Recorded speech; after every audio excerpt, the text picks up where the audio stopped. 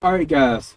So it is time for me to talk about this Jason Aldean video. Alright. Now, I've been thinking about doing a video about this for quite a while.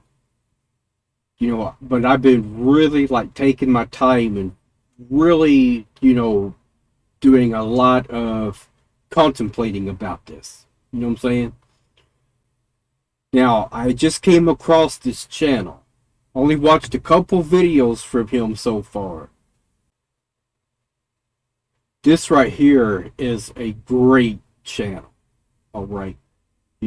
I really appreciate someone who doesn't just listen to one side of the argument and immediately jump on that bandwagon. You know what I'm saying? There's so many people doing that nowadays, and it is just so infuriating. Alright. So, we're going to check out a few minutes of this. I watched this video up to this point, and once I heard what this guy's getting ready to say, I went ahead and stopped it. I was like, you know what? It's time. Alright. It's time for me to go ahead and put my 2 cents in. Alright. I'm a big fan of Trump. Donald Trump. You know what I'm saying? Not to say, I'm not getting too deep into that, but base bottom line, most blacks don't rock with Trump, and it's for a reason. You know what I'm saying? It's for a reason. We ain't got to get too deep into that. You ain't gotta agree. None of that. That's just fact. That's what it is. You know what I'm saying? I can sit here and list out the reasons, but I'm not doing all that because I know some of y'all Trump supporters, and I'm not getting to all that. We're not going down there. Yeah, man, it's a rabbit hole. I don't go down. But you starting to get the idea of this. At some point, I think we should go down that road. You know what I'm saying? Because there's a lot of people that will go and watch, biased videos. The ones talking about, is Trump really a racist? Then they'll go and they'll show all these things. He was in a photo shoot and he was, having meetings with black people, and so all these things equates to him not being racist at all. But what I say to that is there is levels to racism. There's levels to it. When it comes to those black people, sure, he is at least able to show them dignity and respect. Does that mean he's going to show that same level of dignity and respect to all black people? I don't think so. There's levels to it. Alright? So, just because there's a couple of things here and there that makes it seem like, okay, he doesn't have a race problem, that's not a definitive answer. Trying to add up, it's like, okay, so do we still get the benefit of that when he did that video? He didn't know? I'm not putting no labels on the man. We're not doing that. No. We're not calling him a racist. We're not calling him that. No, I don't know. There is not enough evidence out there for us to put that label on him. Yeah. But there's enough out there for us to say that he is insensitive. That's what I would say. Yeah, definitely. I would definitely agree with that. Ignorant. Yeah. Insensitive and ignorant. Well said. Alright. I'm going to check out a few more minutes of this, and then we got a lot to talk about. You know what I'm saying? A lot. And he's like a lot of Southern conservatives. A lot of prideful Southern conservatives. Yeah. And they can be very one-minded. Yep. You know what I'm saying? Yep. Right. They take so much pride in their so-called country and their conservatism that they tend to overlook or ignore or avoid other people's whose viewpoints on this country are not quite like theirs, man. And right before we finish, you segue right into. They only want to tell one side of the story. Alright? The whole thing with that is, I guess, what you would call identity politics. Alright? Whatever it is that makes our narrative look good, that's what we're going to show, that's what we're going to tell you. whatever don't make us look so good, we're just going to ignore that. All right. The reasons why people were protesting for George Floyd, we're just going to ignore all that. We're going to make up our own reasons. And we're going to say he wasn't a hero. He did all these horrible things, right? They completely ignore the reason why they were protesting. And I've said this before. I haven't said it very much, though. Alright. They weren't protesting because of who George Floyd was. They were protesting for what happened to George Floyd. Now, that type of mentality that they're trying to push on us would be the same mentality as if they had done that to a prostitute. And they come on the news the next day and said, well, she was a prostitute. Who cares? Alright? You guys don't need to go and investigate that. Who cares? That was just cleaning up the streets. That's the type of mentality they were protesting against in the first place. The other thing I notice is when it comes to the Black Lives Matter protests, they did not want to show any type of police brutality whatsoever. It was all one-sided. We're only going to show the riots. And believe me, I've looked. I typed in to YouTube a whole bunch of different searches looking for any positive news coverage for BLM. Nothing. Absolutely nothing. So I typed in Fox News peaceful protest. I found one clip that was Laura Ingraham, which I really don't like. Some of you guys might probably already know why. But I don't like Laura Ingraham. But I still watched the video anyways, just to make sure, do my due diligence so I know exactly what's going on. They showed, which I'm going to show you guys a small clip of that. They showed a clip of police brutality, and it got me kind of thinking, why couldn't they show this when it came to the BLM protests? Right? Because that wasn't a BLM protest. I don't remember exactly what protest it was, but it had nothing to do with BLM. But look, I think it's funny how when it comes to other protests, we can show you more of a rounded story, right? But when it comes to BLM, no, that is all bad. We can't show you any positive news coverage. Well, I'm not Fox News. I'm going to show you guys everything, right? It is. Let me be straight with y'all right now. Right? Okay, I was straight already. But let's kill this myth, man, because a lot of people said in the comment section. Yeah. I was in the military. Not everybody in the military are patriots. You know what I'm saying? They're just like everyday people. They just signed a contract to be in the military. Not everybody there under the, under the guise of patriotism. That's not what that is. That's right. You know what I'm saying? But if you really a patriot, you know what I'm saying? Even in this video, the flag is flown and stuff like that. And I don't think they understand what that's supposed to symbolize. Like, when you talk about the U.S. flag, you talk about all cultures of people that's here. All Americans. All. Even the song was somewhat conflict. It was. You're absolutely right. The United States represents a lot of different cultures and backgrounds. It is supposed to represent unity. That's what it's supposed to represent. It doesn't represent that for everyone. That's for sure. And something else that I think he might find interest was, I didn't watch his reaction to American flags yet.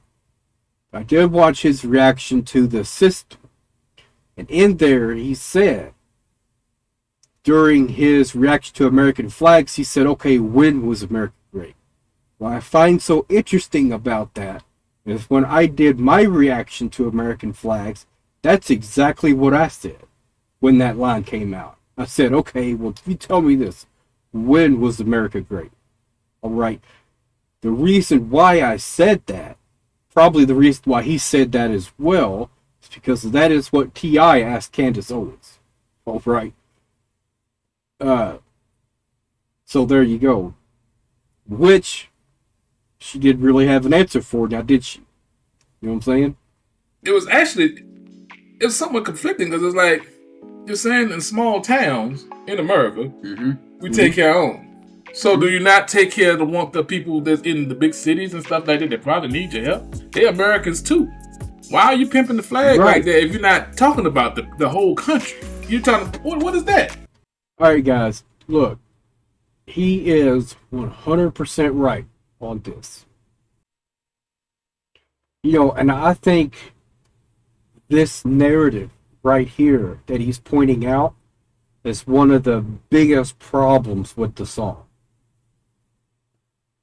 What the song seems to depict is that in small country towns, they are decent people that don't break the law, don't do anything wrong.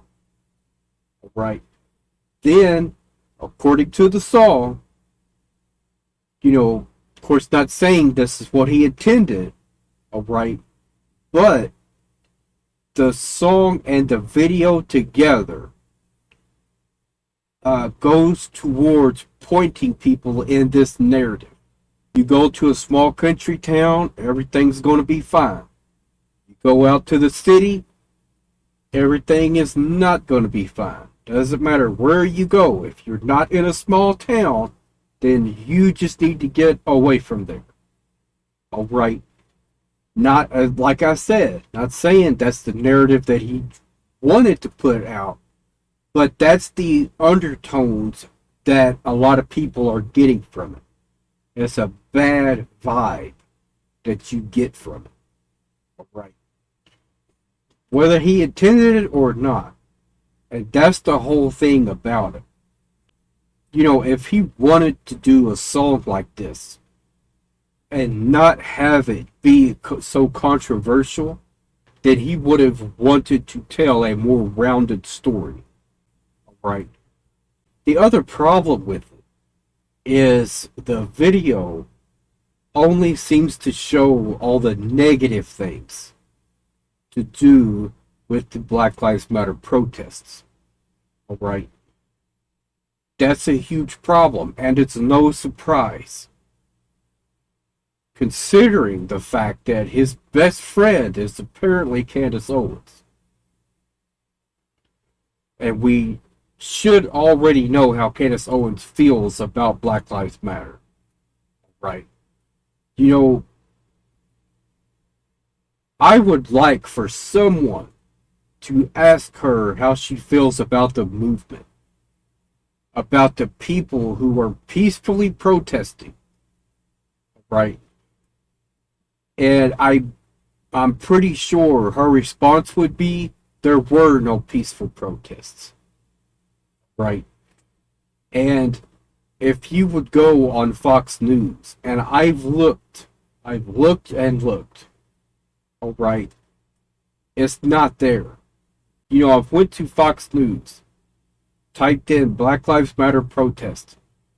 Everything I could find was negative. Everything. So then, you know, and I just kept looking for anything positive. And it was so odd because I did find one thing that was, you know, showing police brutality, but it had nothing to do with Black Lives Matter. And I think that's so odd that if it's not Black Lives Matter, they could show police brutality. But if it is Black Lives Matter, then, it's all one-sided. The protesters, everybody, they were all in the wrong. And the police were doing everything right, according to what they would show. Right? And it's gotten so many people who watch that and feed into that propaganda that that's what they really think. Is that, I guess, just all of it was riots. There were no peaceful protests. I've had people tell me that. And I've had to tell them, you need to go watch the real protests. Then come back and we'll talk. Right. So, that's what we're going to do today. We're going to peel back a lot of the layers. We're going to have a more rounded discussion. This right here was a great place to start. Right. Now, of course, I'm going to have a link to the original video in the description. Like I said, just found this channel. Really glad I did. Alright. Yeah, we got a lot of stuff to talk about today. And this is going to be a long video. Alright. So, this video right here is called Moments of Kindness and Solidarity Shine During George Floyd Protests. This week across America, the power of a hug was on full display. They shouldn't be here. They shouldn't have to be here.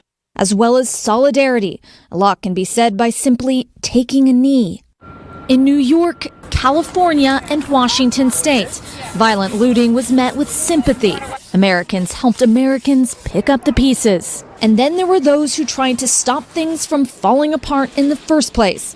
Protesters repelled looters in Santa Monica and again in Brooklyn. At the protests in Pittsburgh, Pennsylvania, a little water went a long way. I know you guys out here doing your jobs. I'm not mad at you. In George Floyd's hometown of Houston. See that?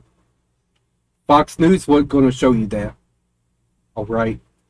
I had to actually go and look for this stuff. A lot of the mainstream media channels weren't going to show you any of that stuff. I watched a lot of news coverage when all this was going down. I just could not believe the narrative they were trying to push.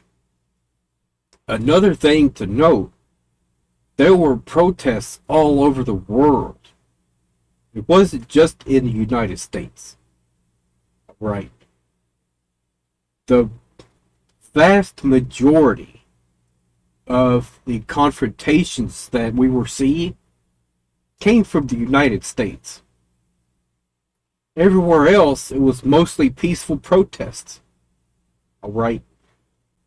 Here's the way I look at this to explain what I think was going on with a lot of these riots. Alright? So, what would happen is, you would have peaceful protesters, then you would have SWAT teams and everything else come in to try and get them to stop. Alright? We're the authority, and we're here telling you now, you can't protest anymore. When the authority figures started using rubber bullets and tear gas, that was a turning point. That was, when everything started turning violent. Because keep in mind, the protests were protesting against police brutality. Alright? And what was the police response to that? Was brutality. A lot of it was police brutality. Brutalizing unarmed, innocent civilians peacefully protesting. That's when everything started to change and turn around. That's when you started having peaceful protesters arming themselves with umbrellas, with, whatever it took to get them to feel a little bit more secure, right? But most of the media never wanted to explain any of that. It was just, let's look at all the riots, and now we're going to say, this is what Black Lives Matter is. So if you support that, this is what you're supporting. It's a load of crap, right? It really is. Houston, the police chief joined the calls for justice. We know what? We built this country. We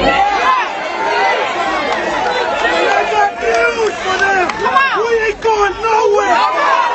And in Flint, Michigan, a show of what can be achieved when the sheriff puts down his baton. I took my helmet off and laid the batons down. Yeah. I want to make this a parade, not a protest. Meanwhile, days after George Floyd's death, 29-year-old Sean 𝕒𝕠𝕠𝕠 went for a walk in Nashville, and 75 of his neighbors had his back. My neighborhood is the best neighborhood. 𝕒𝕠𝕠𝕠 had been paralyzed with fear to Look at this. Look at this. Now, the narrative you're going to hear all over the place. All right. Even in one of Tom MacDonald's songs, he says, Black Lives Matter, all lives matter. What's all this division for? Look at the screen right now. Do you see division? Do you see segregation? Do you see black people telling all the white people, like, you can support us, but y'all need to stand over there. Don't stand next to us. This is our thing. You know what I'm saying? Do you see them saying that? No. They were all marching together, right, to the sound of one drum, one beat. Black Lives Matter. That's it. All right? This was not about division. It was not about Black Lives Matter most, not more, nothing. Just Black Lives Matter. All right? Same as any other race. And what I said before was the whole White Lives Matter thing. I said, fine. If you want to do that, go right ahead. But you're going to have to explain to me why you feel it's necessary for you to have to say that. You know what I'm saying? Because if not, then you just have an empty slogan. You have a slogan that doesn't really have a purpose. Right? It's okay. Freedom of speech, right? Say whatever you want. Same thing with Black Lives Matter. Freedom of speech, right? They could say Black Lives Matter. You could say all lives matter. You could say whatever the hell you want. But you can't tell them they can't say that and then at the same time say White Lives Matter. You can't do that. Right? You can't go and tell someone else you can't do something while doing exactly the same thing you're telling them they can't do. You know what I'm saying? The other point, though, is you should not go and protest against someone else's protests. All right? They have the right to protest. They have the right to their opinion. If someone wants to go and have a protest for all lives matter, then let them. It's a free country. They're allowed to peacefully protest. Go have at it. But leave the Black Lives Matter protest alone, and same goes vice versa. Right? We don't need to have two different protests coming together and causing chaos. You know what I'm saying? You guys can, it's a large country out there. All right? That's it. Go find your own space and have your own protest. You don't need to go to other protests messing with them. That is not going to help anything. Right? So even though I would say freedom of speech, they can say white lives matter all they want, but at the same time, that also justifies Black Lives Matter. So I would say support them when they want to do that, because you could throw that in their face then. So if you want to wear a shirt that says White Lives Matter, that means if you see someone with a shirt that says Black Lives Matter, you can't say nothing to them. Nothing. You leave them alone, let them protest whatever they want. You go protest your thing, you leave them alone. You know what I'm saying? You know, if you want to complain about division, right? You can't tell them Black Lives Matter is divisive, but then wear a shirt that says White Lives Matter. Because that's exactly the opposite, right? So if one's divisive, the other one is also divisive. You know, and to explain why the slogan is Black Lives Matter and not All Lives Matter, I'm going to go ahead and explain it again. All right. I came up with this analogy. If chickens could talk, what would they say? Would they say all animals' lives matter? Or would they say chickens' lives matter? Same thing for cows. I think cows would say cows' lives matter. They would want to be specific. This is about this group of people who are being targeted. All right? It is about law enforcement having biased agendas, all right, against people of a certain race, culture, or background. Whatever the problem is, all right. And what they constantly want to do is say that, you know, they're just told they're treated different, so that's why they're upset. All right. That is not the case at all. You know, we have to look at the rhetoric. 1350. That is a perfect example of why we have so many racial problems in this country. Because they repeat that kind of stuff, and then we get bonehead cops who think it's true. And so then, whenever they are in bad neighborhoods and they see black people, they get that statistic stuck in their head. You know what I'm saying? So now they're more on edge, more than they would be. You know, and then that causes a lot of black people who deals with those types of cops on a regular basis, they then have a lot more fear and anxiety when dealing with them. You know what I'm saying? It's a double-edged sword. It cuts both ways. All right.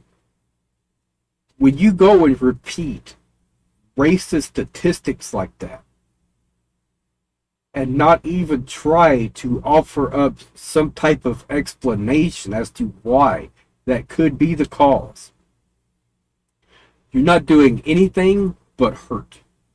That's all you're doing. Now, I don't believe that statistic is true whatsoever. The first thing is the 13%. You know how they get that? Is by people filling out the forms. Consensus or whatever it is. I don't remember exactly what it's called. But guess what? I didn't fill that stuff out. And I could only imagine what percent of the population of black people also didn't fill that out. What percent of white people didn't fill that out? What percent of Asian people didn't fill that out? You see what I'm saying now? So the 13%, that's only as far as they can tell. It's 13%. It's also not going by convictions, it's going by arrests. All right. And of course, if you're looking at inner cities, arrests are going to be a lot more. There's a lot more cops in inner cities. There's a lot more of a population in inner cities. All right. And that also would help to explain if there was a huge discrepancy there. All right. There's more people in inner cities and there's more cops in inner cities. And I've said this plenty of times before, but I'll say it again. Go drive around for 24 hours. Country roads, back roads, small towns. Count the cop cars. Now go to inner cities for the same amount of time and count the cop cars. You're going to see a huge difference. Not only that, get pulled over, all right, in small country towns and see how the cops behave. Then go to inner cities and do the same thing and see if the cops aren't a lot different. Right? I guarantee you're going to see a huge difference. You know, and it just makes sense why there is a huge difference there. Right? If cops are always patrolling in rough neighborhoods, then everyone they pull over, what are they going to be thinking? There's probably drugs in the car, there's probably guns, there's illegal weapons. You know, we got to do the whole nine here. And it might not even be anything suspicious about the people in that car, but they get so used to it that they start expecting everyone of being that way. And that's not okay. It's understandable to a point because it's confirmation bias. You're already expecting that result. And so you just assume that, okay, here's the situation. All right. And it's like I said, that's not okay. They should treat everyone as an individual and not judge them based on something someone else did the day before. All right. Not saying they can't use that as a learning experience to be more prepared for if something does go wrong. But you should give everyone the same opportunity to cooperate and do what is needed. You know what I'm saying? That's it. But a lot of times that's not what happens. Now, I watched a video from Burden that was We the People. And in that video, he wants to point out and say that, well, if they would just listen and do what they were told, nothing bad would happen. And to that, I would say, sure, a lot of these cases, if they were doing what they were told to do and just, behave normally, maybe nothing bad would have happened. Right? But that is not always the case. Because if you get a racist cop with a God complex, cop with a whatever complex, guess what? There's nothing that person's going to be able to do to overcome that. Right? That's just the way it is. Now, the only way to fix that is to start weeding out the bad apples and get them out of there. Right? And to me, that is what was at the heart of defund the police. Take some of their power away.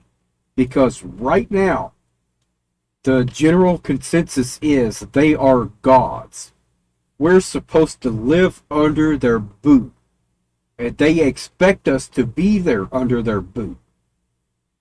And if we try and get out of there and not be a puppet that's just doing whatever they want, then all hell breaks loose. All right. So what they were saying was defund the police. Take some of their power away. Just some of it. Make them accountable for when they mess up. That's it. Defund the police. Take some of their invincibility away from them. That's not too much to ask. You know, if you were a surgeon and you went out partying and doing drugs all night, go in the next morning and start doing a major surgery, and you start killing a bunch of patients, well, guess what? You're going to be liable for that. You know what I'm saying? 5 of his neighbors had his back. My neighborhood is the best neighborhood. 𝕥𝕤 had been paralyzed with fear, too afraid to walk his neighborhood. Over the years, it had become more expensive and more white. He was worried some of his neighbors would see him and call the police. He posted online, "The fear of not returning home to my family alive kept me." There's a lot of that rhetoric going on. I'll tell you that much. And it's understandable. You know, we can't constantly sit and play the blame game and the racist game whenever someone feels that way. You know what I'm saying? We got to stop doing that. Just because someone has that, you know, irrational fear, this person's a different color than me, they may judge me, they may, you know, try and assault me or whatever else. We need to combat that with, you know, logic and reasoning and just understanding that, look, not everyone is that way. Some people may be that way, but we can't just go around and put entire groups of people into one basket and say, you're all the same. All right. But we also have to understand at the same time that fear is not completely illogical. It comes from a real place. Same thing with black people dealing with cops. When black people are afraid for their life, that comes from a real place. It's not something that was just made up. Right? On my front porch, his anxiety turned to astonishment, the parade of support that followed. I love y'all. Yep. I can't wait to have y'all over for tea and cake. In New York, a neighborhood hit hard by COVID-19 and heartache found joy in music. In Oakland, a different kind of protest movement. Meanwhile, in Washington, D.C., not far from the White House, proof we all need somebody to lean on. For today, Aaron McGloin. Look at that. Washington, D.C. Where's the riots? Where's the stuff on fire? Where's the looting and the robbing and the stealing old ladies' cars? Where's all that? Didn't see any of that here. Is Fox News going to show you any of this? Absolutely not. They're not going to show you any of this. I don't understand why they are so biased. You know, and the other thing too, this is a big city. And this is exactly what Jason Aldean's video was trying to say. You go to a small town, everyone's going to look out for each other. They're all coming together, you know, to help each other out. What do you call this, Jason? You know what I'm saying? Come on now. McLaughlin, NBC News. Now look, I think most of the mainstream media is biased. But, and I know a lot of people are just gonna go crazy when I say this, I don't think NBC is. Alright? What I like about NBC is that they actually have the dates. You can go to YouTube, type in NBC Nightly News, and then type in a date range, whatever you want to do, and you'll see all their broadcasts are dated. Right? So you could go to any period of time when they were doing that, that you could watch their broadcasts in order and see what their coverage was like. All right. The other thing is they don't inject their opinions into their broadcast. They just get on there and they tell you what's happening. That's it. From Atlanta to Boston, Justice for Tyree! New York to Memphis, Justice for Tyree Nichols! demonstrators took to the streets today to protest the brutal police beating of Tyree Nichols. Disgust, initially rage. Today's march is following nationwide protests Friday night, immediately after the video was released, including in Memphis, where officers remained at a distance. Demonstrators here brought traffic to a standstill on Interstate 55 for hours as they're continuing to march into the night, demanding action and accountability. The coast-to-coast protest overwhelmingly peaceful. Why do you think things remain so calm in this case?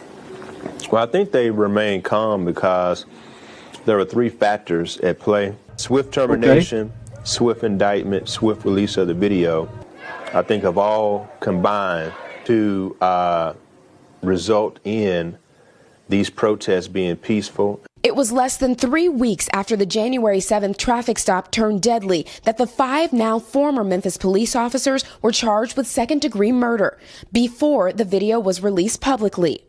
Having the public view the video, knowing that there already have been charges filed and that there will be accountability, I think undermines any suspicion that, the fix is in. And there is new fallout for law enforcement. The Shelby County Sheriff announcing 2 deputies have been relieved of duty pending an internal investigation based on their actions when they arrived to the scene with Nichols. And tonight, Memphis police announced it will permanently deactivate the Scorpion unit, the part of the police force all 5 officers charged in Nichols' death belong to. The unit was formed in 2021 to fight violent street crime. And Priscilla joins us now live outside the... What kind of irony is that? You know what I'm saying? You're going to fight violent street crime by creating it. Right? That's not okay. Memphis Police Department. Priscilla, are we also learning more tonight about why there isn't even more body cam footage? That's right, Jose. The city of Memphis tells NBC News that during that initial stop, one officer never activated his body camera and another had his fall off. Then during the second encounter, only 2 officers activated their body camera, capturing the deadly encounter. Jose? Here's what I want to know. Why is that even an option? You know what I'm saying? Like, and I saw other scenarios where cops were able to just turn it off. They just turned off their body camera on a crime scene. And they just turned it off because they wanted to have a personal conversation. Well, you know what that's called when we do that kind of stuff? Tampering with physical evidence.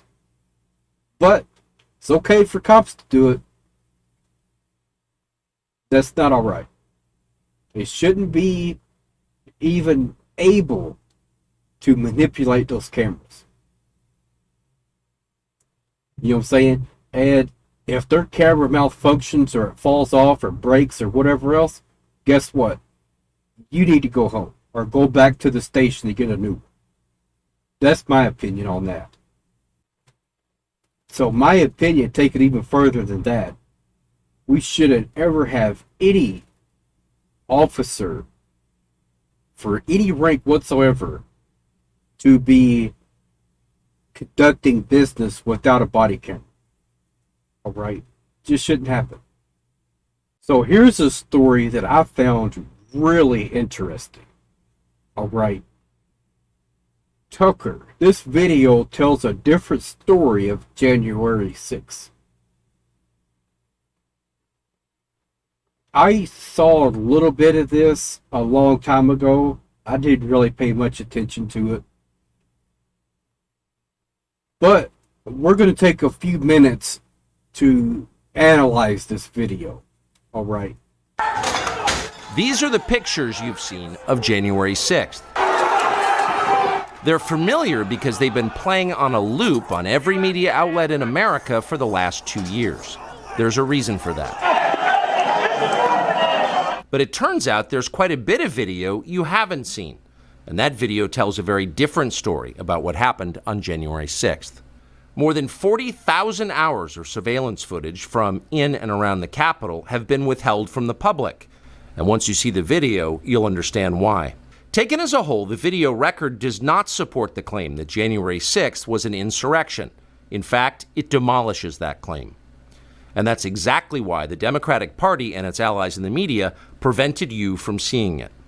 By controlling the images you were allowed to view from January 6th, they controlled how the public understood that day.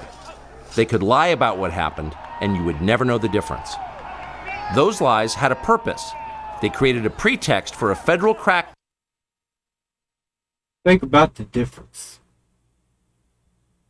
What we were just seeing, what the video Tucker was showing, what we're seeing now. What's one key difference that's not there in the other video?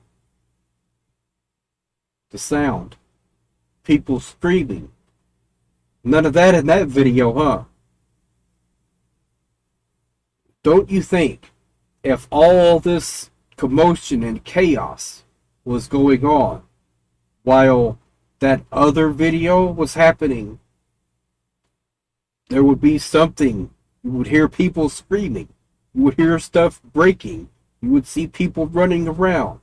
None of that. You know what that tells me? This was at 2 different times. It's simple as that. Alright. What I think happened was there were a lot of people coming in there before the insurrection actually started happening. Right. Down on opponents of the Uniparty in Washington. Our office wanted to ensure that there was shock and awe, that we could charge as many people as possible. The first thing you notice from viewing the full video record of January 6th is just how many people entered the Capitol building that day. Hundreds and hundreds of people, possibly thousands, over the course of about 2 hours. The crowd was enormous. A small percentage of them were hooligans. They committed vandalism. You've seen their pictures again and again. But yeah, so all of a sudden, only some of them were hooligans and causing problems. Only some of them. But when it comes to Black Lives Matter, oh no, all of them were bad people. But when it comes to our guys, no, only some of them were bad. Don't you just love how it works out that way? You know what I'm saying? the overwhelming majority weren't. They were peaceful, they were orderly and meek. These were not insurrectionists, they were sightseers. Yeah, so those people were there getting brochures, pamphlets, whatever else, while the insurrection was happening. Yeah, okay. I'll go ahead and believe that for just a second. All right? No. Not even for a second. You have to be kidding me. I had someone try and tell me it was wrong for the security guard to shoot some, because they weren't doing anything wrong, right? They weren't being violent. Well, guess what?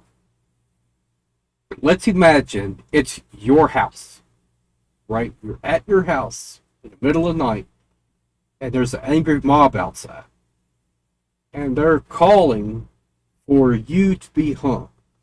All right. Now, if only some of them were actually wanting to do that, but not all of them, would you give a crap to try and figure out who actually means you harm and who doesn't? They're all there together. If one of those people starts trying to bust down your door, what are you going to do? You're going to start blasting whoever it is. You know what I'm saying? It's all one angry mob. If you don't want to be a part of that angry mob, then you wouldn't be there. You would have simply taken off and said, I don't want to be a part of that. Y'all go have fun. You know what I'm saying? Come on now. Footage from inside the Capitol overturns the story you've heard about January 6th. Protesters queue up in neat little lines. They give each other tours outside the Speaker's office. Where's the crowds? Where's the people shouting and screaming? Where's all that stuff? Where's all the glass that's busted? They just magically all got put back together? They take cheerful selfies and they smile. They're not destroying the Capitol. They obviously revere the Capitol. They're there because they believe the election was stolen from them. They believe in the system. Here's the man you've heard referred to as the QAnon shaman outside the Senate chamber. These are not rioters. These are people who wandered over from a political rally. We will. Think about that for a moment. These are not rioters. You know, it would be one thing if they could at least show some of the real BLM protests and say, these are not rioters. But they couldn't do that. They couldn't. But when it comes to their guys, you see what I'm saying now? It's, no, these guys weren't bad people. Not let them silence your voices. After the rally, they walked down Pennsylvania Avenue, where organizers had secured a federal permit to hold a legal rally on the grounds of the Capitol. I know that everyone here will soon be marching over to the Capitol building to peacefully and patriotically make your voices heard. Once at the Capitol building, things began to get chaotic. Capitol police officers fired tear gas into the crowd. A few at the front of the herd broke windows. Someone opened the doors, and many hundreds of others just walked in. They're going to make that the story. Of course, they did make it the story. And at the center of it, the single most famous person arrested that day was a Navy veteran from Arizona called Jacob Chansley, often referred to as the QAnon shaman. The so-called QAnon shaman. QAnon shaman. Someone named Q Shaman. Jacob Chansley became the face of January 6th, a dangerous conspiracy theorist dressed in outlandish costume who led the violent insurrection to overthrow American democracy. For these crimes, Chansley was sentenced to nearly 4 years in prison, far more time than many violent criminals now receive. What did Jacob Chansley do to receive this punishment? To this day, there is dispute over how Chansley got into the Capitol building. But according to our review of the internal surveillance video, it is very clear what happened once he got inside. Virtually every moment of his time inside the Capitol was caught on tape. The tapes show that Capitol Police never stopped Jacob Chansley. They helped him. They acted as his tour guides. Here's video of Chansley in the Senate chamber. Capitol Police officers take him to multiple entrances and even try to open locked doors for him. We counted at least 9 officers who were within touching distance of unarmed Jacob Chansley. Not one of them even tried to slow him down. Chansley understood that Capitol Police were his allies. Video shows him giving thanks for them in a prayer on the floor of the Senate. Watch. Thank you, Heavenly Father, for giving the inspiration needed to these police officers to allow us in this building. Contrast the reality of what Jacob Chansley did in the Capitol building on January 6th, the indisputable facts recorded on video, some of which has never before been seen, with the depiction of Jacob Chansley that you've seen in the media for more than 2 years. He's a terrorist, they said. He should be killed. Shoot him. Yeah. Shoot him. Like, you burst into the United States, if he was dressed like bin Laden, would you have shot him? Shoot him. Shoot him. It makes you wonder, who are the violent extremists here? Not Jacob Chansley, and the video proves that. But you would never have known from the media coverage. The people sitting in the chairs? Well, he got convicted, didn't he? He got convicted of something. So, are they really trying to say that our judicial system is that far gone that they could just take someone and charge them and convict them where they literally did nothing wrong? I'm not buying it. Alright, I bet there is a lot of footage of him doing crazy stuff with the rioters. Alright, but is Tucker going to show any of that? Nope. He's only going to show the stuff that helps him spin this narrative. Need to be sitting in a jail cell. Chansley is in a jail cell. He's been there for months. If he was in fact committing such a grave crime, why didn't the officers who were standing right next to him place him under arrest? Until now, no one could even prove that even happened. But it did.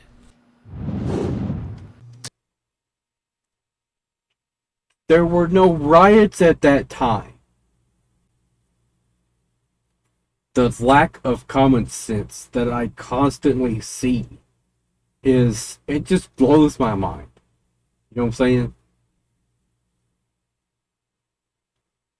A little bit more critical thinking go a long way.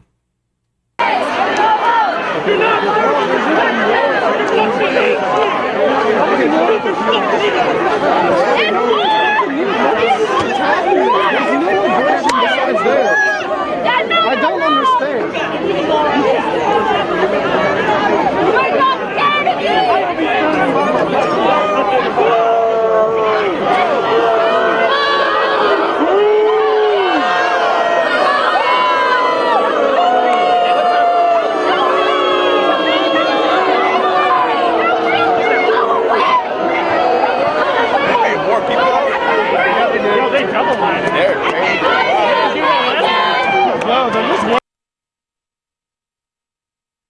So this right here says, graphic warning, peaceful protesters fired at with tear gas. Exactly what I told y'all at the beginning. You know what I'm saying? If you want to turn peaceful protesters into rioters, this is a good way to do it. That's not to say all the rioters were just responding to police brutality, but at least a good portion of them you could attribute to that, right? The thing is, there's like 1,000 crazy ass motherfuckers in here that are just rolling I know. But the problem is that is not a fair fight. We're not equipped like this. We don't have the things they have. That's why we need like if this was 1700, we would have been watched this ass. If this was 1700, we would have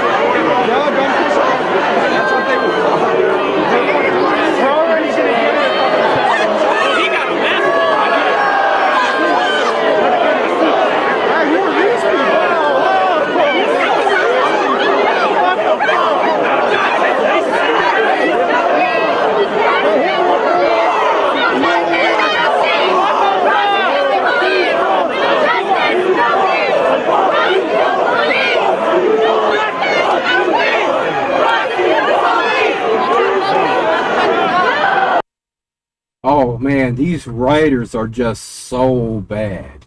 You know what I'm saying? Like, they're just tearing everything up. I'll go ahead and stop being sarcastic now.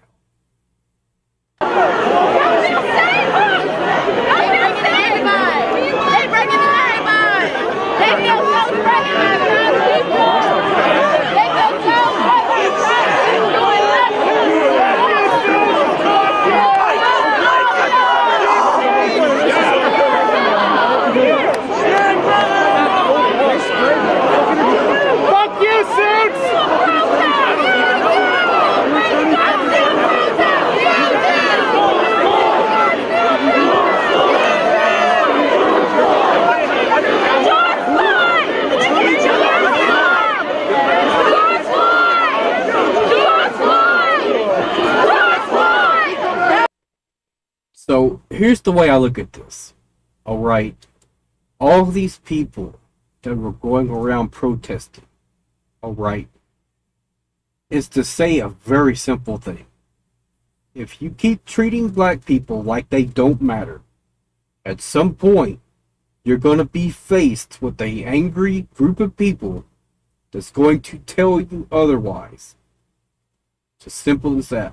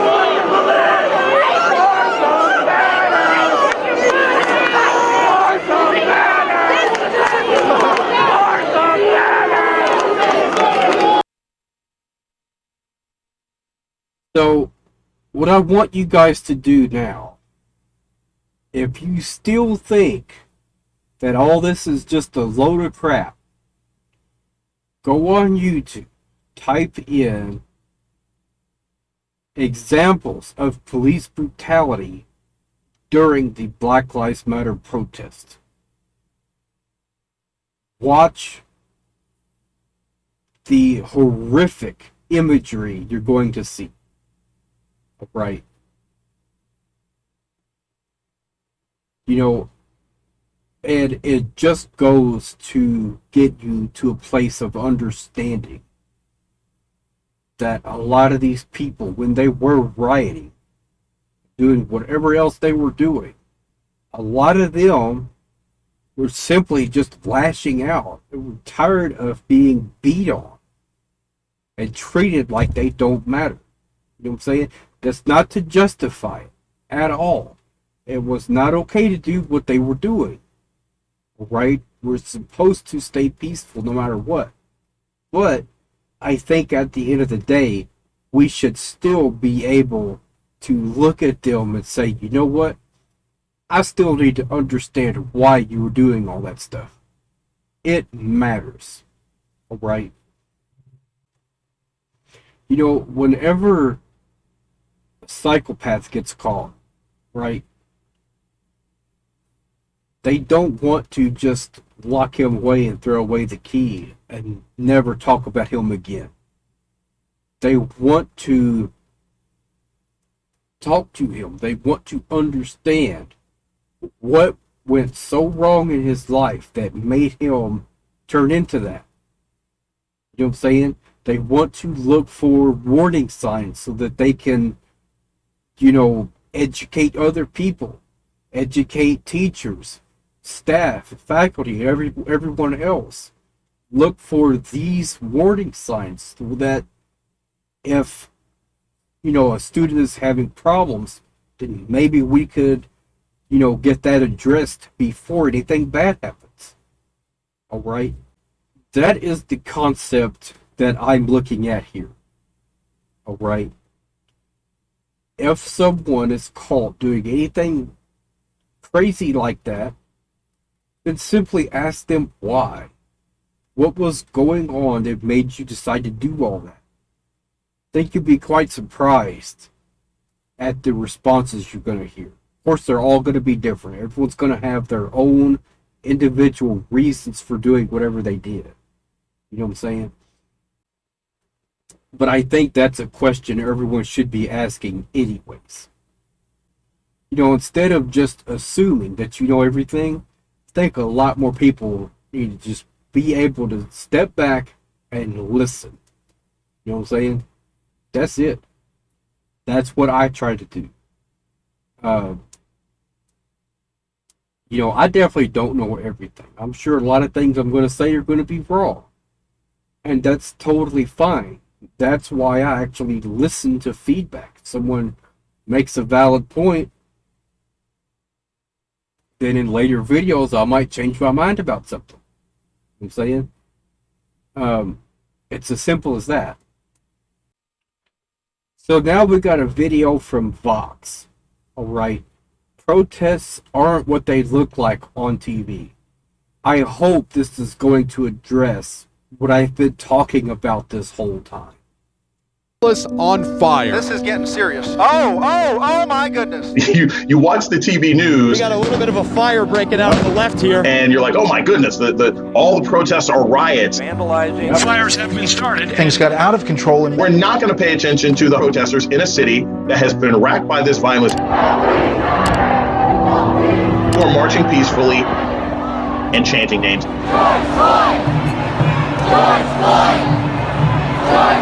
They weren't going to show that. Which is going to get more attention? A group of 35 people standing, chanting names, singing songs, doing the Cupid shuffle, as I saw one group of protesters doing, I saw that. 5 people on the ground bleeding and screaming and crying and throwing rocks. Our press is driven by eyeballs and attention and clicks and advertising and passion and raising the anxiety of viewers. Dramatic images are money. They keep eyeballs on the screen. And that is also getting more people amped up. You know what I'm saying? It's a snowball effect. All right. They will constantly show action. You need to understand the limitations of those visuals. I'm a college professor. My doctorate's in political science. I teach in a journalism department. I would say across the board, the coverage has not been very good. It's passing, but it's not very good. And the reason it's not very good is because there are not enough conversations about the roots of these protests. What they're showing you is what is happening right now on the ground. What those visuals cannot tell you is the entire historical context that has led to that scene on the ground. And one thing that a lot of mainstream media doesn't do well is give you that full context. Well said. And that's something that Fox News would never address.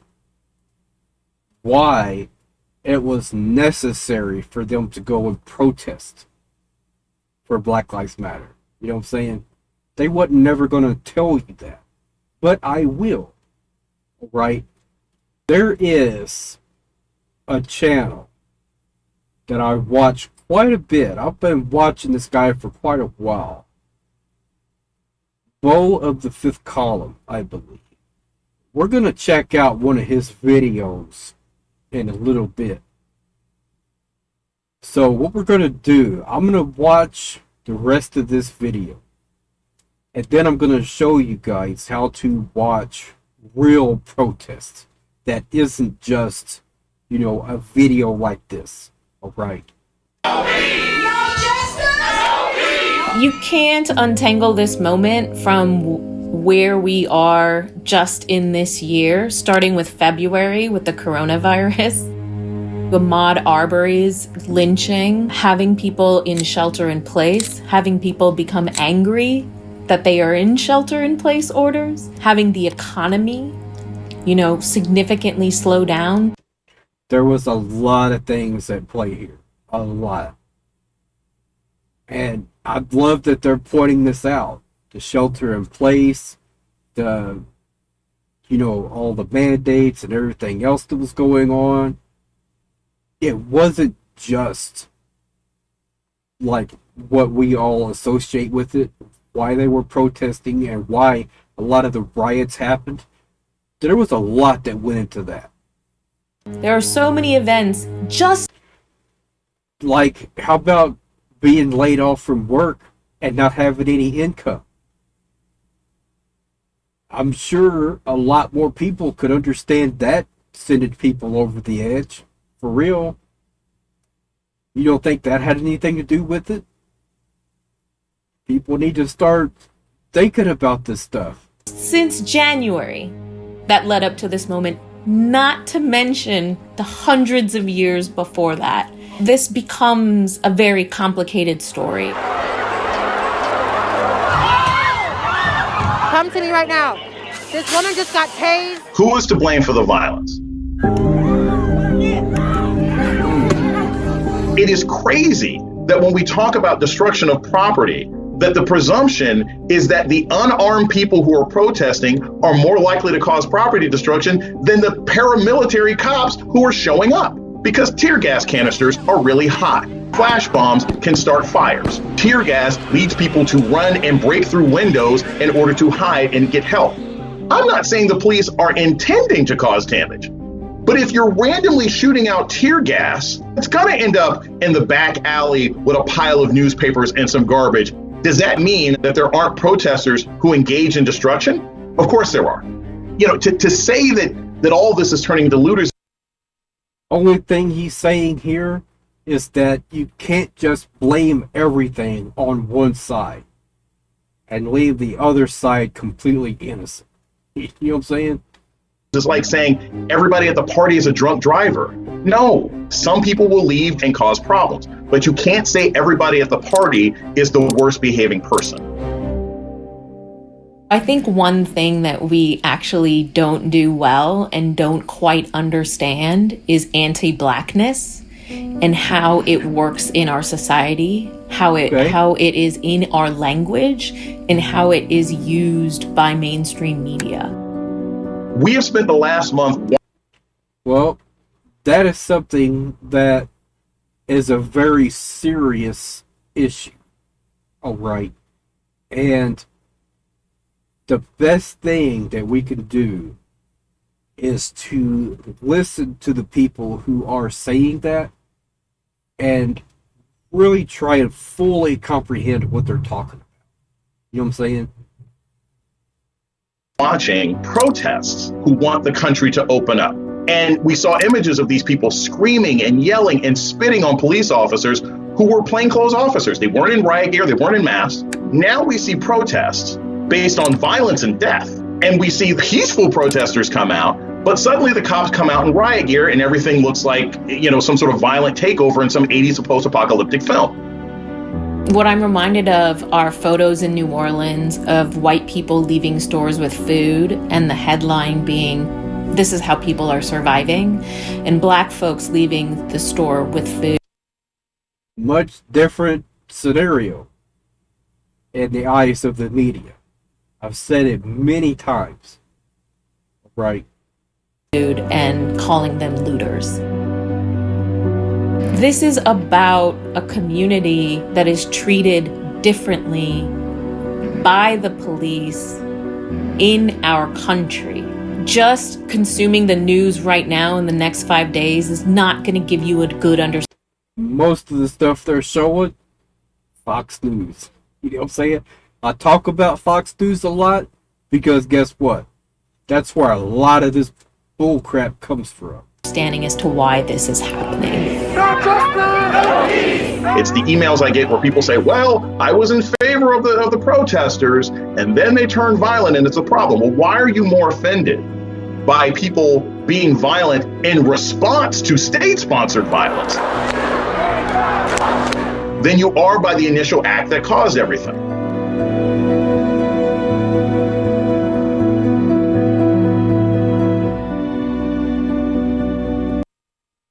Pretty good video we got right here, y'all. For real. I think these guys were able to put this into a pretty good perspective. Right? So here's what you want to do. Go to YouTube, type in Black Lives Matter protest. Sort by duration and put the longest duration you can. Right? When you see videos that are 3, 4, 5, or 6 hours long, now you should be seeing, you know, unedited footage of the protests. Our fuel situation is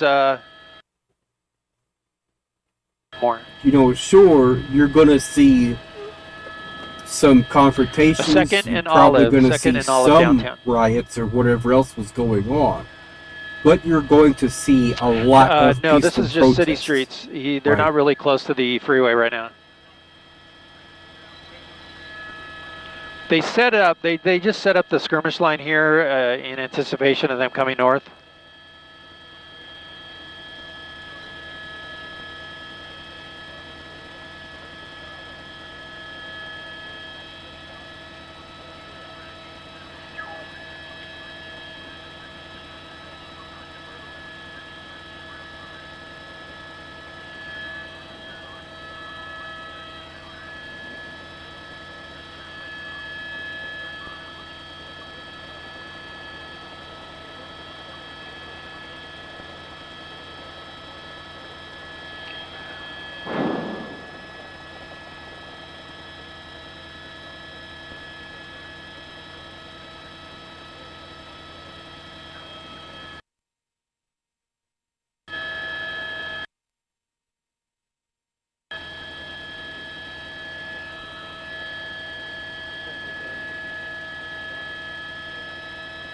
Bottles are being thrown,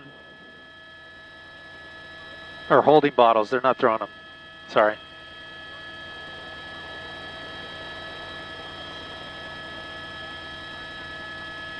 I know, right? It's tense. They're holding bottles, but not throwing them.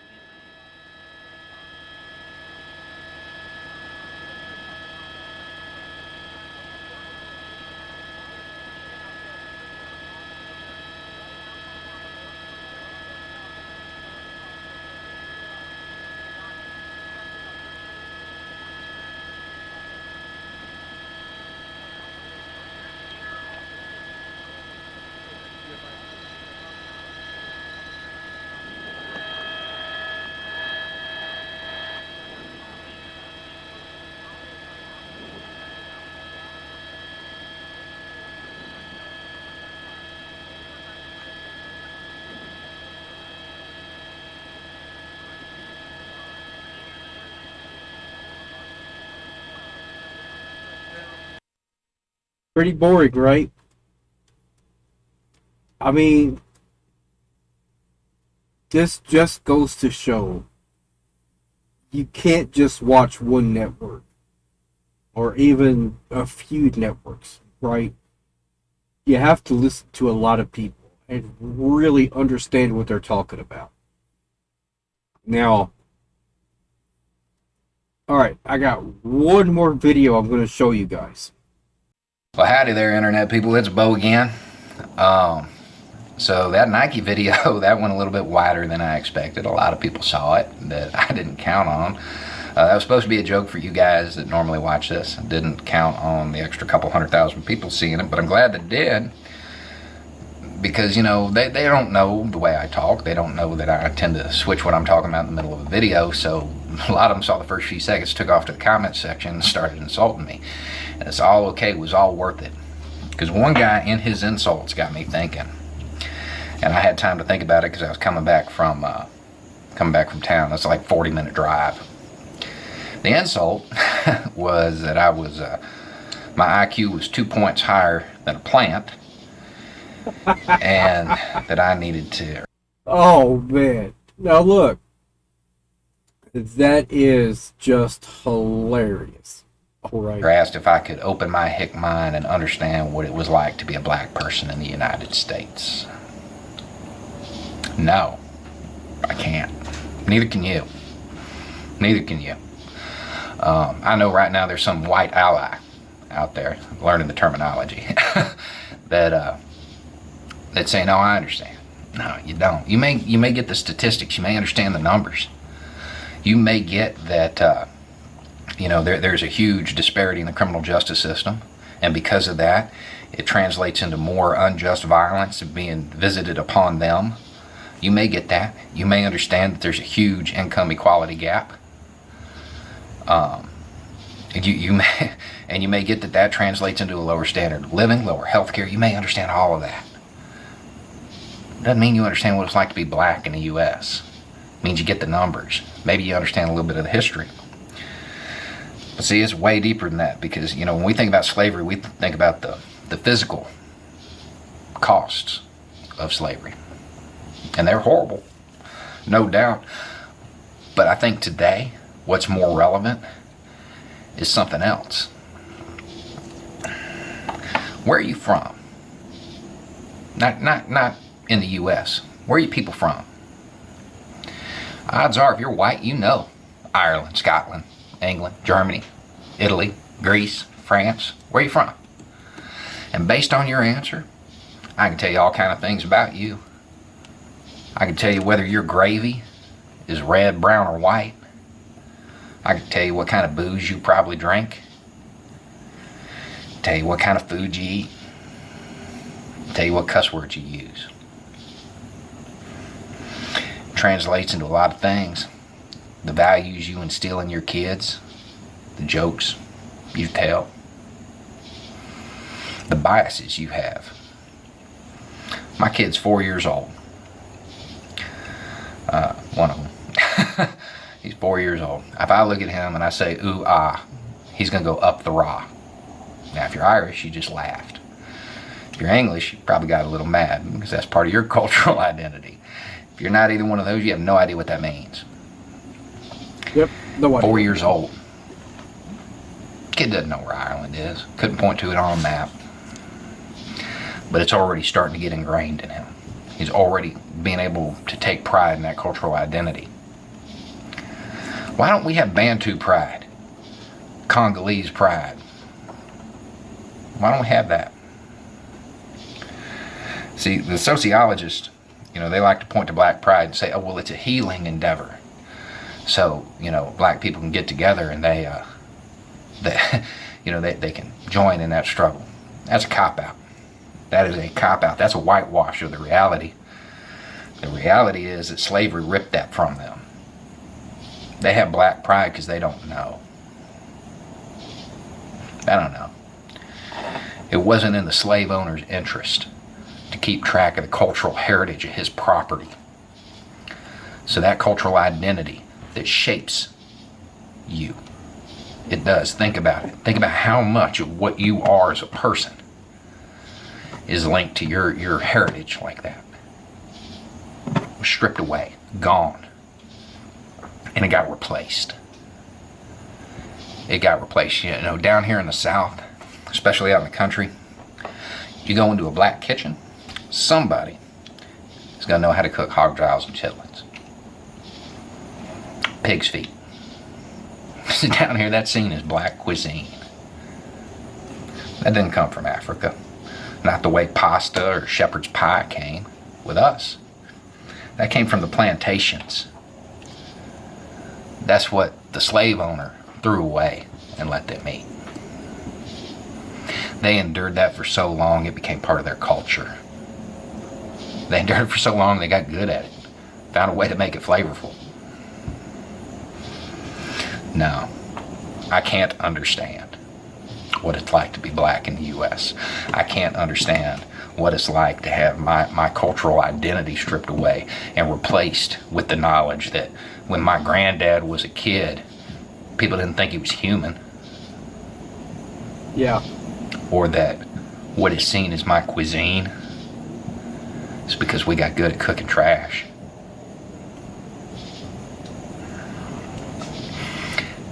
That's going to affect a people, a collective people, on a very deep level.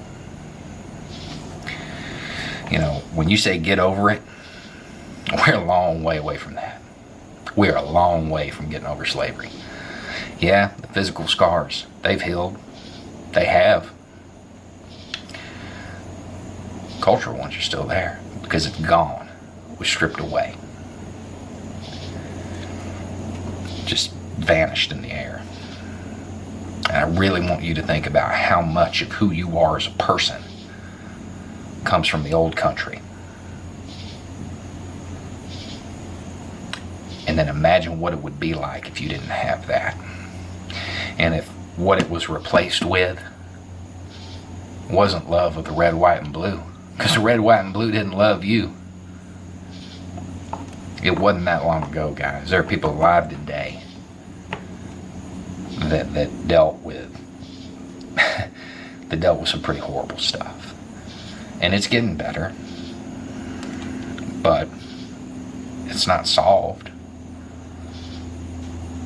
That problem's ongoing, and it's going to stay ongoing for a while. You know, I've seen people say that they're not African American, that they're just American. And I love it. Good for you. I cannot wait until the day comes when all of us just leave those national identities behind and we're just people. But that's a long way off. And until then, we're going to have to address our history. And while we may find it uncomfortable to address our history because we don't like it, we don't like the things that our people did, understand there's some people that don't know theirs. They don't have that source of pride to reach back to. I actually think that's why that Black Panther movie did so well. Because it's just like, you know, just like every European ethnicity has that origin myth, you know. It gave them that. So, it's just a thought. It's something to think about when you have convinced yourself as a white person that you truly understand what it's like. Take a step back. It goes a lot further than to have a talk with your kids about how to deal with cops. Your entire cultural identity was ripped away. Anyway, y'all have a nice night. Thanks for. So look,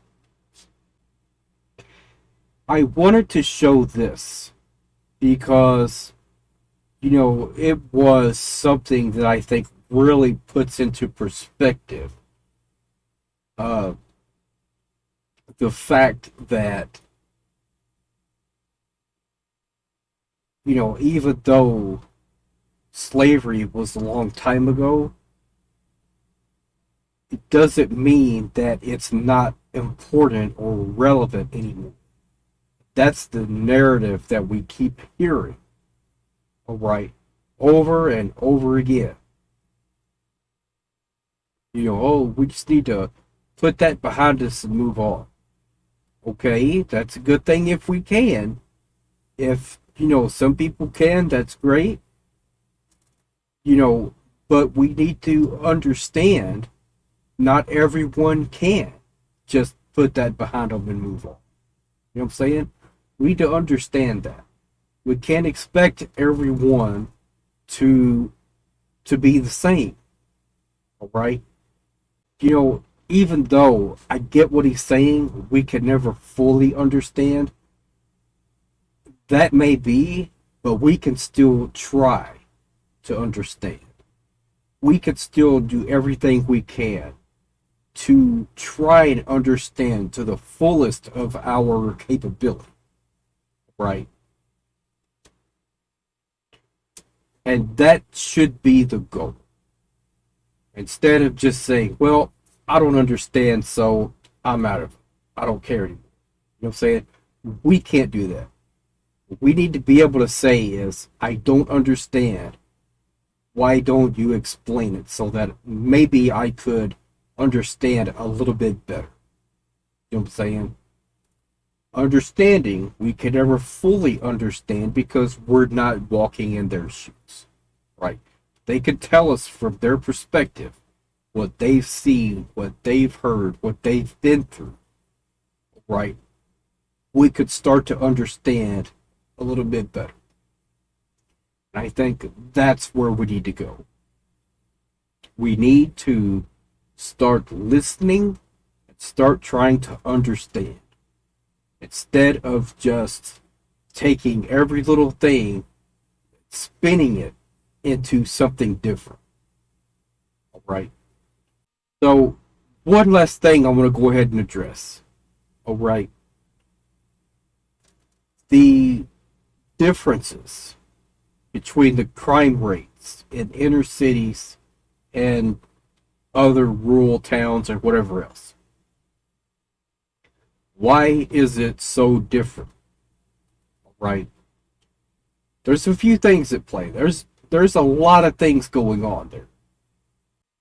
So, to put it simply, if you've had a rough start in life, it goes towards making your life harder and harder. It's a constant spiral that keeps sending you down, right? And as you're trying to climb back up out of that spiral, you constantly run into people who look at you as you're down in that spiral, and then they say to you, look where you are. You are beneath me, right? You know, I've went my whole life without getting into trouble. You can't seem to do that. So you know what? I'm now going to be another roadblock. I'm going to now push you further down into that spiral. And that just keeps happening over and over and over again. So here's the thing. Once you get a really bad rap sheet, right? Long prison sentence, felonies, you know, drug charges, whatever else, your opportunities get smaller and smaller every single time you get into trouble. And what I mean by that is you go and try to get employment, you try to get an apartment, you try to get whatever. You're going to constantly have people throw that in your face until you know. And I don't think that's okay. Right? I think people deserve to have second chances. You know, and I think that right there would be the first step into actually getting some real work done. Right? So, my final thoughts. The movie Nothing to Lose. If you don't understand the things I'm talking about, go watch that movie. Alright? I've talked about that movie I don't know how many times. It was a perfect explanation of what I'm trying to say. Right? Martin Lawrence's character did not try and rob 𝕒𝕒 because he was a black man. Right? He tried to rob 𝕒𝕒 because he was desperate. Because he was looking for work. Ain't nobody calling him back. Right? And when they got to his apartment and 𝕒𝕒 saw all the applications he was putting in, saw that he was doing everything he could to hold everything together, he started to realize and started to dawn on him that it's just two different lives. It's two different realities going on. You know what I'm saying? So, I think with that movie, a lot more people need to watch that and really understand the undertones, the messages that was in that movie. Right. You know, and even at the end, the Coolio song, great freaking song. Alright, I think I did a reaction to that song as well. I mean, it was really an eye-opening experience. And I think anyone who watched that just for it being a comedy, like, you totally missed the mark. It is a comedy. It is a really funny movie. But there's a very serious message behind it. And if you're not, like, paying attention to that side of the story, you're going to miss it. Don't miss that story. You know what I'm saying? And I think that is what a lot more people need to start understanding. You know, we got to stop playing the blame game. Start looking for solutions. Right. That's it. So, last thing I want to address. All right. I think it's really easy for white people to get labeled as white saviors anytime they try and talk about racial issues. All right. It's just, oh, you're a white savior. All right. First of all, I think you need to be a little bit more careful before you go around throwing that label out there on people. All right. The reason why I say that is because it's actually quite easy for someone to come off a certain way that's not actually what they're intending. You know what I'm saying? So, just to go ahead and sort of explain this, all right, then I'm going to take off. With me talking about, just like Bo here, talking about the difficulties and the things that black people have experienced, right? And the fact that we could never personally understand what it's like for them. Some people would label me and Bo as white saviors because, you know, we're meddling in their business and we're just trying to ride in on our white horses and save everyone. That's not what we're trying to do at all. All right. The only thing especially me, I'm not too for sure about what Bo's real motivations are. I think they're probably pretty similar to mine, though. What we want to do is very simple. Stop the hate against black people who are victims of their surroundings. That's it. Very simple. You know, when we hear the rhetoric of, well, 1350, of course, you know, they robbed a gas station. All right.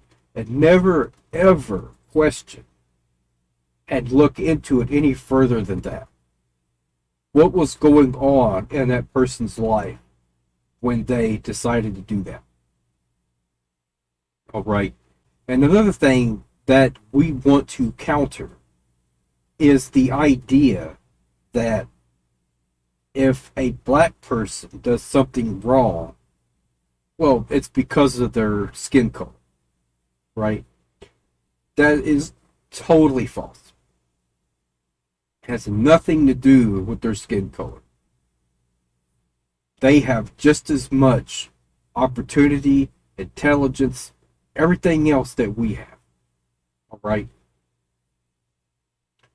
You know, every person is unique in their own way.